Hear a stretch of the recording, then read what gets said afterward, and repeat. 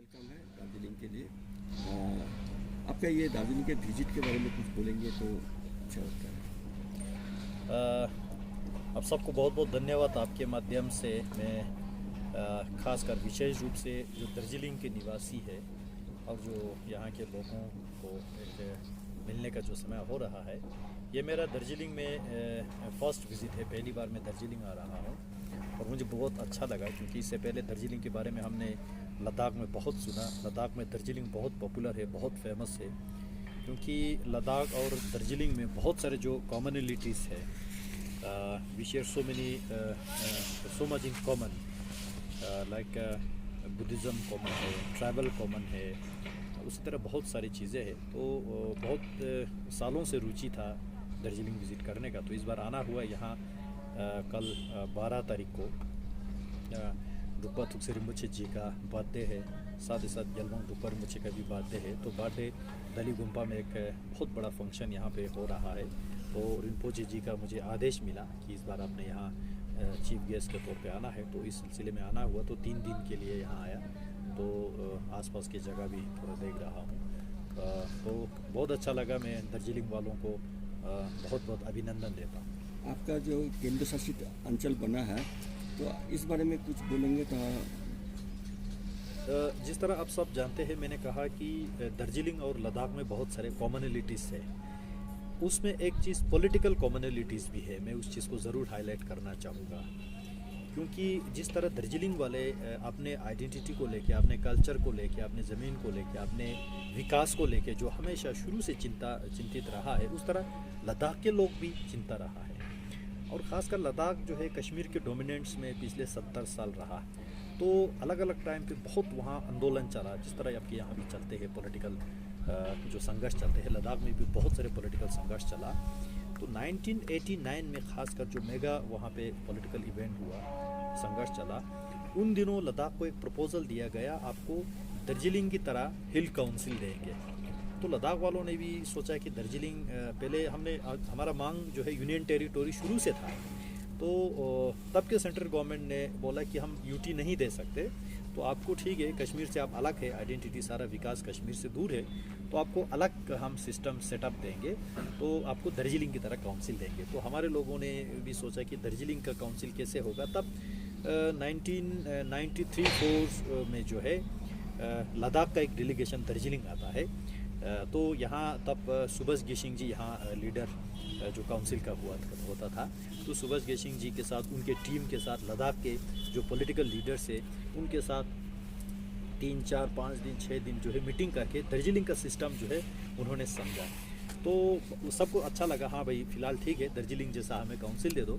तो मैंने फिर काउंसिल के एक्ट दोनों दार्जिलिंग का भी पढ़ा, लद्दाख का भी पढ़ा। तो मैं हैरान इस बात की हूँ, उन दिनों जो दार्जिलिंग में जो एक्ट था उसी का फोटोकॉपी लद्दाख को भी दिया है। सिर्फ दार्जिलिंग की जगह लद्दाख डाला और 1-2 चीज़ चेंज करके जो दार्जिलिंग का सेटअप है वही लद्दाख में भी, लद्दाख ऑटोनोमस हिल डेवलपमेंट काउंसिल करके वो जो है 95 में लद्दाख को दिया। तो एक कॉमनलिटी वहाँ भी है। तो उसके बाद भी हमने यूटी का संघर्ष कंटिन्यू रखा। तो 2019 में जो है 5-6 अगस्त को प्राइम मिनिस्टर नरेंद्र मोदी जी और होम मिनिस्टर अमित शाह जी की लीडरशिप में जो दोनों संसद में बिल पास करके लद्दाख को जो यूटी बना, वो आप सब जानते हैं। उसके बाद जो है लद्दाख का विकास, लद्दाख का पहचान, लद्दाख का जो अस्तित्व शुरू हुआ, और आज लद्दाख बहुत बढ़िया तरीके से विकास कर रहा है। हर चीज़ में जो है लद्दाख आगे बढ़ रहा है, चाहे वो एजुकेशन में हो, हेल्थ में हो, टेलीकम्युनिकेशन में हो, रोड इंफ्रास्ट्रक्चर में हो, एयरपोर्ट बनाने में हो, सभी चीज़ों में जो है लद्दाख बहुत स्पीड से आगे बढ़ रहा है।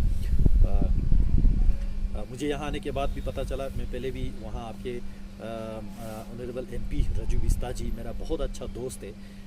क्योंकि एक तो हम दोनों भारतीय जनता पार्टी का तो है ही है, लेकिन हम बीजेपी के जो यंग ब्रिगेड्स में आते हैं, तो हम पार्लियामेंट में मिलते रहते हैं। मैं रोज़ देखता हूँ आपके MP साहब जो है बहुत मेहनत करते हैं दार्जिलिंग के लिए।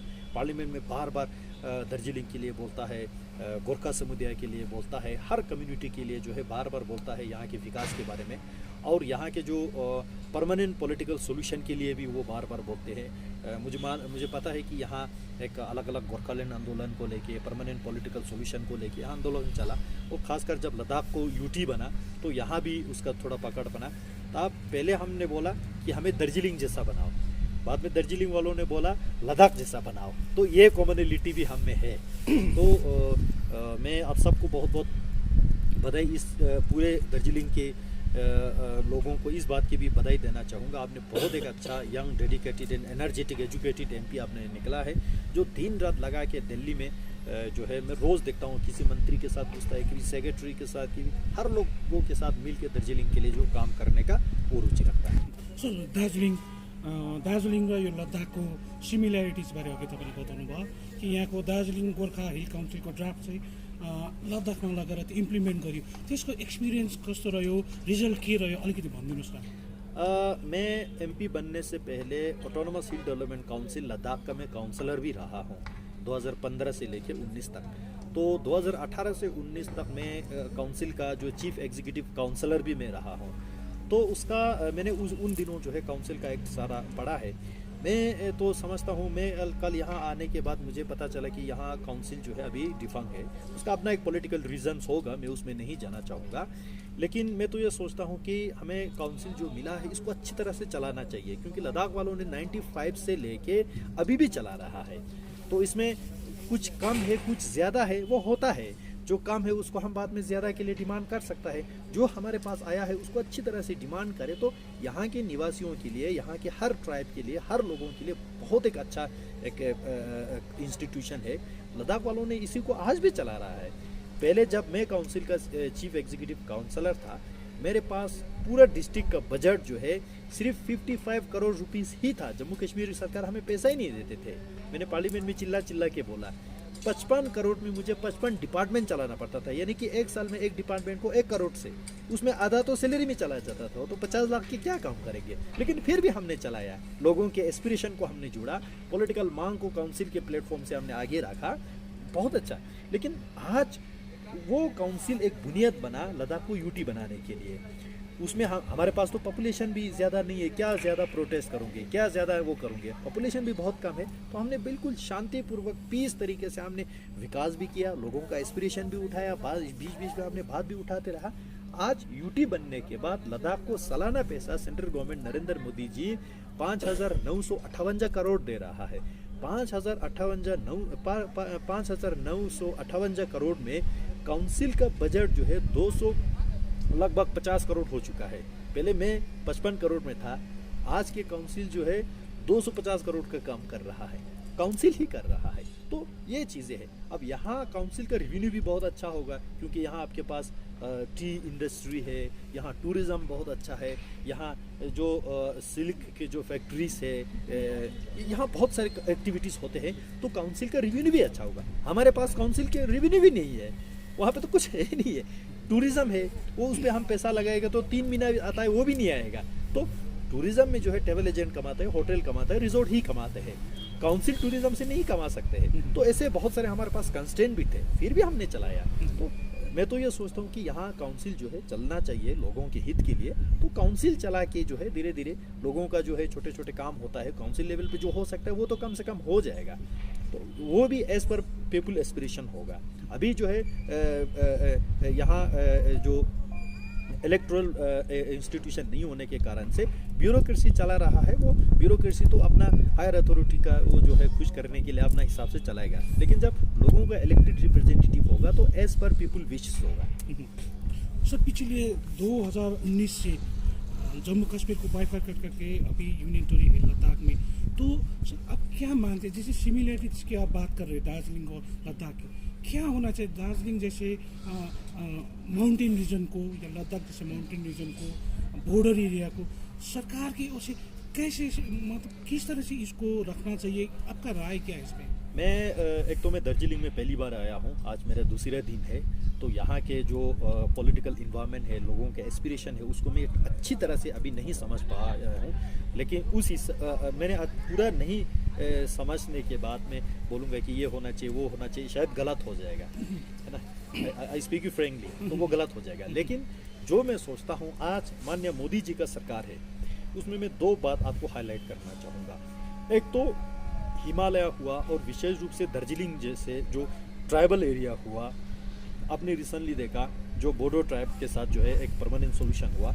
उसी तरह यहाँ के लोगों की भी एक डिमांड है, परमानेंट पॉलिटिकल सॉल्यूशन होना चाहिए। अब वो करेंगे तो कौन करेंगे? वो तो नरेंद्र मोदी जी और अमित शाह जी के अलावा कोई दूसरा पार्टी और दूसरा सरकार कर ही नहीं सकते थे, कर ही नहीं सकते। क्योंकि दिल्ली में देखो लगभग 65 ईयर कांग्रेस ने रूल किया, तो क्या किया, क्यों नहीं किया ये सारा?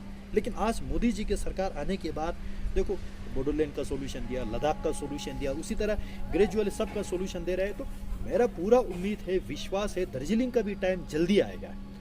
जो भी होगा दार्जिलिंग के जो लोगों के एस्पिरेशन के हिसाब से प्राइम मिनिस्टर साहब माननीय मोदी जी जो है, माननीय अमित शाह जो है, इसका सोल्यूशन लेंगे।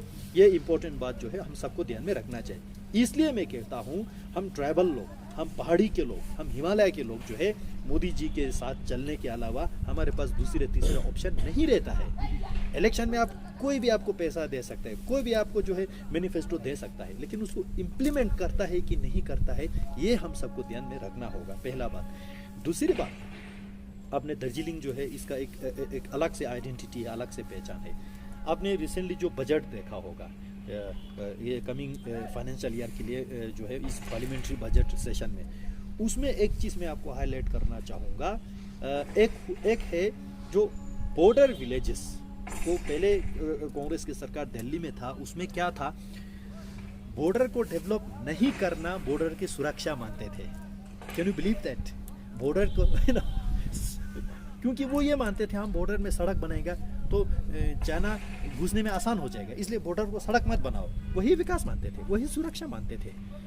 कैसे हम विश्वास कर सकते हैं? लेकिन आज मोदी जी ने डिसीजन लिया, बॉर्डर का जितने भी विलेज है वो वाइब्रेंट विलेज बनेंगे। तो वाइब्रेंट विलेज प्रोग्राम में बॉर्डर के छोटे छोटे गांव जहाँ पे 2 घर है, 4 घर है, वहाँ 4G की टेलीकम्युनिकेशन देंगे, सड़क देंगे। ये आज ये बजट में आ रहा है। अच्छा, दूसरे जो है आपके यहाँ पहाड़ी क्षेत्र है, पर्वतमाला का एक स्कीम है। मैं कल यहाँ आया, सड़क से आया, यहाँ ऊपर पहुँचते पहुँचते सर दर्द होता है, सड़क ऐसे है, अच्छा नहीं है, कंजस्टेड है। तो पर्वतमाला के अंतर्गत लद्दाख से लेके, हिमाचल से लेके, उत्तराखंड से लेके, सिक्किम, अरुणाचल से लेके आपके दार्जिलिंग तक केबल कार बिछाएंगे, रोपवे बिछाएंगे। आपके यहाँ कलिम्पोंग से, शिलीगुड़ी से सीधा दार्जिलिंग तक जो है रोपवे से, जहाँ आपका 2 घंटा लगता है वहाँ आधा घंटे का सफ़र होगा। वो आज भी आपके पास रोपवे है, लेकिन वो टूरिस्ट के लिए है, कमाने के लिए। अब वो पब्लिक ट्रांसपोर्ट के लिए किया जाएगा। तो ये चीज़ें जो है दार्जिलिंग के लिए है। कौन सोच रहे हैं? प्राइम मिनिस्टर नरेंद्र मोदी जी सोच रहे हैं, अमित शाह जी सोच रहे हैं, बीजेपी की सरकार सोच रहे हैं। इसलिए मैं कहता हूँ हम ट्राइबल लोगों को, हम जो है कम जाति के लोग हैं, जो है कोई अब हमें अपनाता नहीं है, तो इस सूरत में प्राइम मिनिस्टर नरेंद्र मोदी, अमित शाह जी के साथ चलने के अलावा हमारे पास दूसरे तीसरे ऑप्शन नहीं है। और ये सारा स्कीम यहाँ इम्प्लीमेंट होने के लिए, चाहे वो बॉर्डर वाइब्रेंट विलेज हो, चाहे वो पर्वतमाला के स्कीम हो, इन सब के पीछे आपके MP साहब राजू बिस्ता जी लगे हुए हैं। रोज़ हम वहाँ झगड़ा करते, क्या करते हो आप, ज़्यादा पैसा लेके जरा लद्दाख के लिए नहीं छोड़ते हैं। वो इतना अच्छा काम करता है। और बहुत सारे मिनिस्टर के पास जो है हम दोनों साथ चलते हैं। मैं देखता हूं कि वो आपके कम्युनिटी के लिए, गोरखा के लिए कितना वो काम करते हैं। मैं आज ये भी आपके माध्यम से लोगों को कहना चाहूँगा, आज इससे पहले मैं दार्जिलिंग नहीं आया, आज मैं यहाँ पहुँचा तो मैं ये बता सकता हूँ, आज मैं दार्जिलिंग मुझे पता चल गया। अब आपके पास एक MP नहीं है, राजू बिस्ता के साथ साथ जमियांग सिरिंग नामग्याल आपका एडिशनल MP है दार्जिलिंग के लिए। क्योंकि हमारे पास बहुत सारे कॉमनलिटीज़ है। बुद्धिज़्म के फैक्टर देखो, ट्राइबल के फैक्टर देखो, हिमालय के फैक्टर देखो, है ना। ऐसे बहुत सारे जो है, अब हिंदुस्तानी के हिसाब से नेशनल स्पिरिट तो हम सब में है ही है, लेकिन उसके अलावा भी बहुत सारे कॉमनलिटीज़ है, उन सब में हम सहयोग कर सकते हैं। सर एक काफ़ी इंटरेस्टिंग मतलब एक क्वेश्चन है, जैसे 2019 को लद्दाख को यूनियन टेरिटरी का स्टेटस देने के बाद वहाँ फिर एक पब्लिक डिमांड हुआ 6 शेड्यूल को लेकर। क्या वजह है, क्या है, मतलब लोगों का एस्पिरेशन क्या है वहाँ पे? वहाँ लोगों का एस्पिरेशन जो है 1 महीने में, 1 साल में पता नहीं चलता है। उसके लिए लंबा संघर्ष चलने से फिर एक डिमांड पे स्टैंड रहता है, तो उसको हम मान सकते हैं हाँ ये इनका है। क्योंकि पीढ़ी दर पीढ़ी सोचना पड़ता है। क्योंकि डिसीजन ये नहीं कि इधर सड़क बना दो, ठीक नहीं हुआ तो तोड़ दो, उधर बना दो, वो नहीं है। यहाँ एक बिल्डिंग बना दो, देखो कैसा लगता है, ठीक नहीं हुआ तोड़ के दूसरी जगह बना दो, ये हो सकता है। लेकिन एक पॉलिटिकल डिसीजन देना, वो जनरेशन टू जनरेशन उसका इफेक्ट होता है।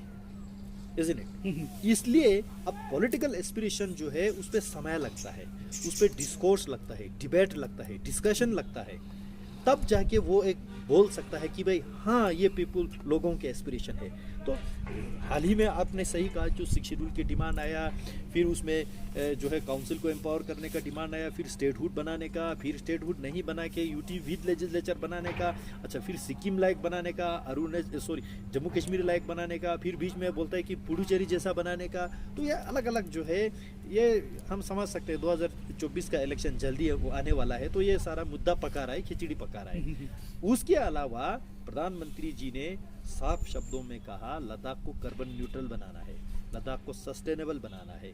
लद्दाख के जो डिसीजन ज़मीन को लेके, कल्चरल आइडेंटिटी को लेके, भाषा को लेके, पहचान को लेके, विकास को लेके, वो सारा लद्दाख के लोगों के सोच विचार के अनुसार ही होगा। तो इससे ज़्यादा हमको क्या चाहिए?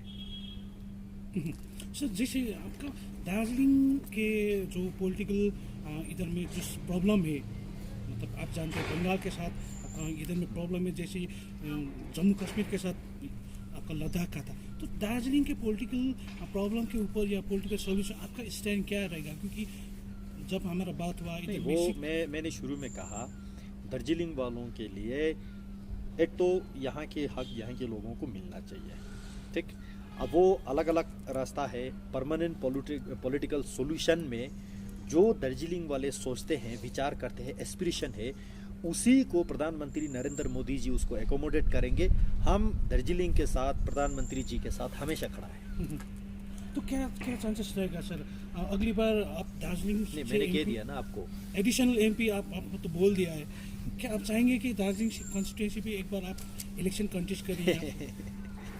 मैं कुछ नहीं कह सकता हूँ, क्योंकि देखो मैं लद्दाख के रहने वाला हूँ, ऑब्वियसली फर्स्ट प्रायोरिटी तो लद्दाख ही होगा ना, एक लद्दाखी होने के नाते फर्स्ट प्रायोरिटी लद्दाख ही होगा।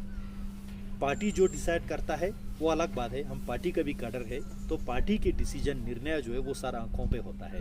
पार्टी जो ठीक समझेगा वो डिसीजन देंगे, तो हम उसको ना नहीं कर सकते। अच्छा, आप तो भारतीय जनता पार्टी के एमपी है ना? जी। अच्छा, कौन जगह से आपने जीता है? Ladakh parliamentary constituency.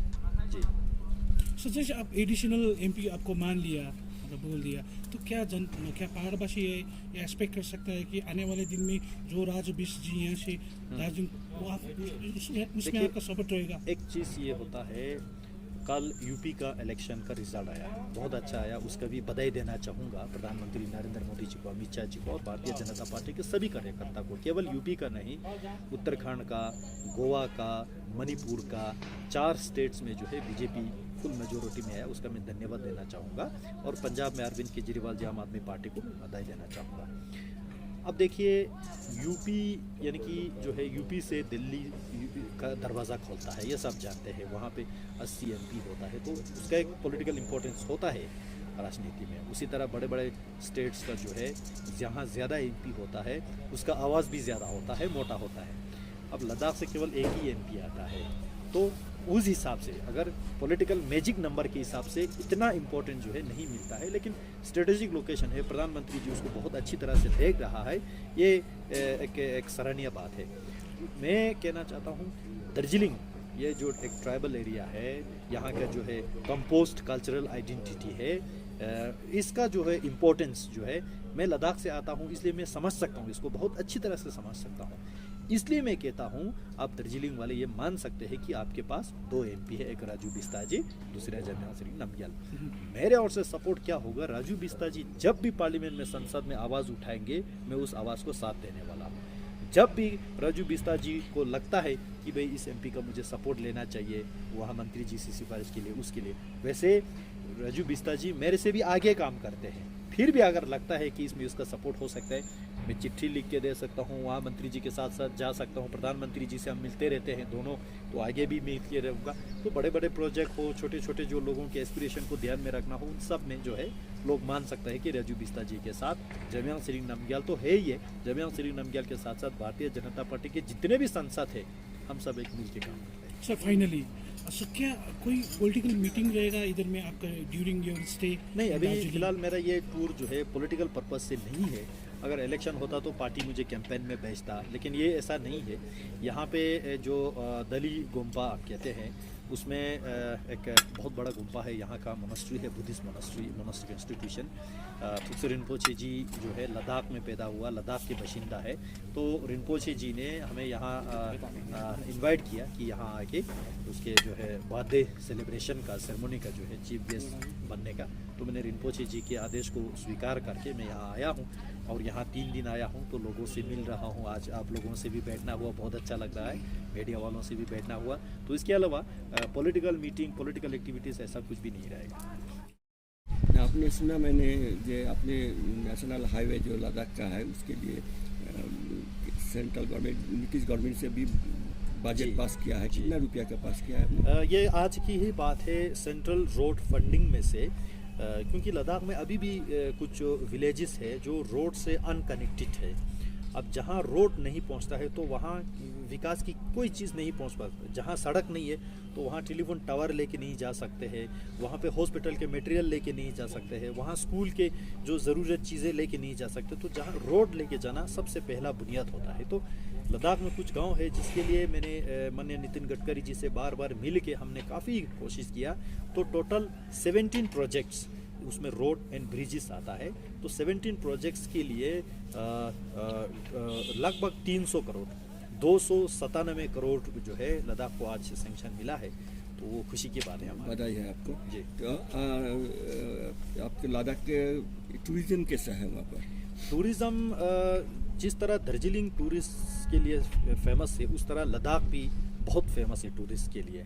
और ख़ासकर लेकिन हमारा एक प्रॉब्लम ये है, जिस तरह यहाँ बारिश ज़्यादा होता है वो आपका प्रॉब्लम है, हमारे वहाँ ठंड और स्नो ज़्यादा होता है वो हमारा प्रॉब्लम हो जाता है। आप कौन कौन क्षेत्रों को डेवलपमेंट कर रहा है टूरिज्म क्षेत्र के लिए? टूरिज़्म सेक्टर में जो है एक तो वहाँ पेंगोंग झील वगैरह तो है ही है। अभी हमारा कोशिश ये है, लद्दाख का अभी टूरिस्ट सीज़न जो है सिर्फ समर में 2-3 महीना ही चलता है। हमारा ये कोशिश कर रहे हैं पूरा 12 महीना टूरिज़्म चले।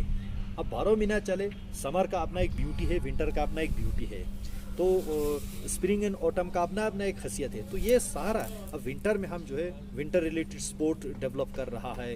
आइस स्पोर्ट हुआ, स्नो स्पोर्ट हुआ, आइस हॉकी हुआ, उसी तरह आइस ट्रैक, चादर ट्रैक जो है रिवर पे, फ्रोजन रिवर पे हमने ट्रैक करना, ये सारा अभी हम एक्सप्लोर कर रहा है। जिसके वजह से हमारा कोशिश ये है 12 महीना लद्दाख में टूरिज्म चलते रहे और लोग पैसा कमाते रहे। साल में कितने टूरिस्ट आते हैं वहाँ पर? साल में टूरिज्म जो है अभी कोविड की वजह से पिछले 2-3 साल से तो बहुत डिक्लाइन हुआ है। अदरवाइज लगभग 7 लाख 8 लाख टूरिस्ट जो है समर के 2-3 महीने में आ जाते हैं। कितना होटल है, कितना वहाँ होटल का अभी बहुत अच्छा इंफ्रास्ट्रक्चर है। वहाँ के जो लद्दाख के लोगों ने 3 स्टार लेवल के भी होटल है हमारे पास। अब रैंक जो है 3 स्टार का है, लेकिन फैसिलिटीज़ 5 स्टार से भी ज़्यादा देते हैं। तो ऐसे भी होटल्स है, अच्छे अच्छे रिजॉर्ट्स है, टेंटेड कैंप्स है, उसी तरह होम स्टे है, गेस्ट हाउस है रूरल एरियाज़ में। तो बहुत एफोर्डेबल और बहुत सबके लिए वो कॉमन जो यूज़ में आ सकता है, ऐसे भी है। अभी आप लोग का क्या डिमांड है, आप क्या चाहते हैं? आप यूनियन टेरिटरी तो बन गया है, अब बाकी यूनियन टेरिटरी को खड़ा करने के लिए जो लोगों के एस्पिरेशन है, हमारा ज़मीन जो है लोगों के पास रहना चाहिए, हमारा कल्चरल आइडेंटिटी वो पहचान जिंदा रहना चाहिए, इकोनॉमी जो है लद्दाख वालों के हाथ में रहना चाहिए। जो प्राइम मिनिस्टर नरेंद्र मोदी जी ने हमेशा बोलता है कि वोकल फॉर लोकल, तो लोकल के लिए तब जाके लद्दाख आत्मनिर्भर लद्दाख बनेंगे, जिस तरह आत्मनिर्भर भारत के हम सपना देखते हैं। तो ये सारा प्रधानमंत्री जी की लीडरशिप में हो रहा है। तो डिमांड ऐसे खासकर कोई बड़ा लेके चिंता करने की भी आवश्यकता नहीं है। जो है वो प्रधानमंत्री जी के विजन में है और प्रधानमंत्री जी ने पार्लियामेंट के फ्लोर पे ये बोलता है कि लद्दाख को कार्बन न्यूट्रल लद्दाख बनाना है। मैं इस चीज़ को हाईलाइट करना चाहूँगा। दार्जिलिंग में पूरे हिमालयन रीजन एक तो इन्वायरमेंटली इकोलॉजिकली बहुत सेंसिटिव जगह है।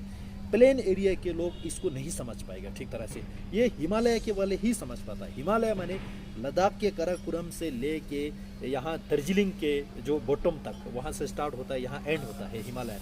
तो इस बीच में चाहे उत्तराखंड हो, चाहे हिमाचल प्रदेश हो, चाहे अरुणाचल प्रदेश हो, पूरा नॉर्थ ईस्टर्न स्टेट्स हो, हिमालय का इकोलॉजिकल सिस्टम को बचा के रखना केवल हिमालय के लिए नहीं बल्कि पूरे विश्व के लिए, पूरे दुनिया के लिए इम्पोर्टेंट है। यहाँ जो है जहाँ स्नो होता है, बारिश होता है, अभी ये global warming and climate change के असर जो है पूरे हिमालय में देखने को मिलता है। पहले दार्जिलिंग में वाटर स्केयरसिटी नहीं होता था, अभी दार्जिलिंग में जो है 1-2 महीना वाटर स्केयरसिटी आपको देखने को मिलता है, हेवी रेनफॉल देखने को मिलता है। उसी तरह लद्दाख में जो है कभी कभी समर में स्नोफॉल देखने को मिलता है। पहले वहाँ बारिश नहीं होता था, अभी हेवी बारिश, rainfall, cloud burst, glacier lake out burst, ये सारा देखने को मिलता है। तो इसका चिंता करना जितने भी हिमालयन क्षेत्र के जो अलग अलग पॉलिटिकल पार्टीज है, लीडर्स है, हम सब एक दायित्व बनता है। पार्लियामेंट में भी हम इसका बात करते रहते हैं। तो ये जो है हिमालयन रीजन का एक कॉमन शेयर जो है हम ये भी करते हैं। So thank you so much sir. Thank you.